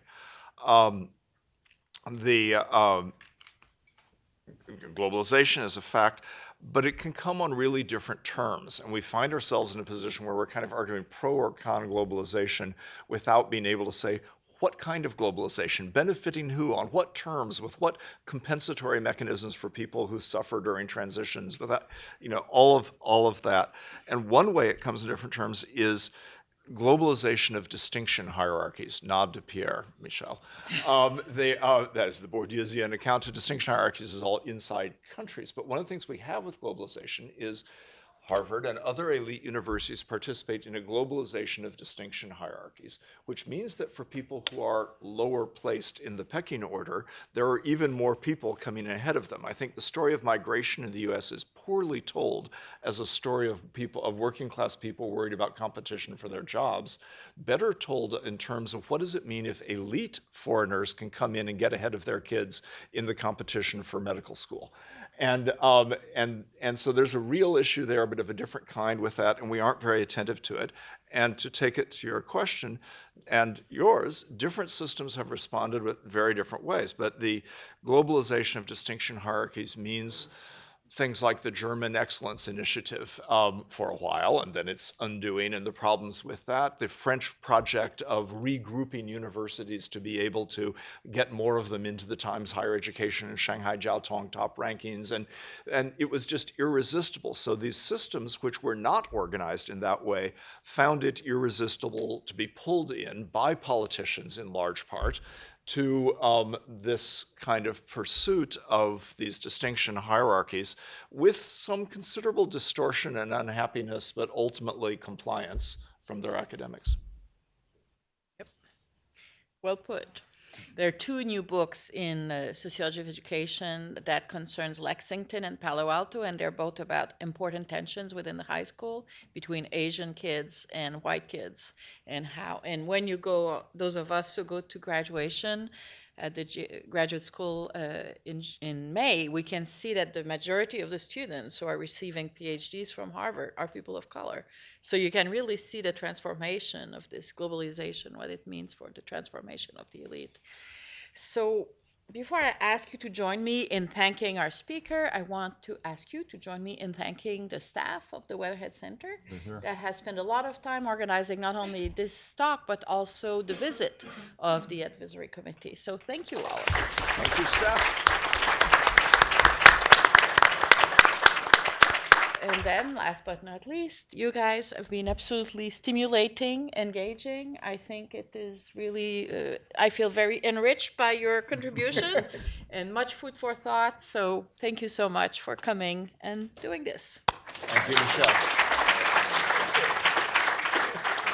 That was great.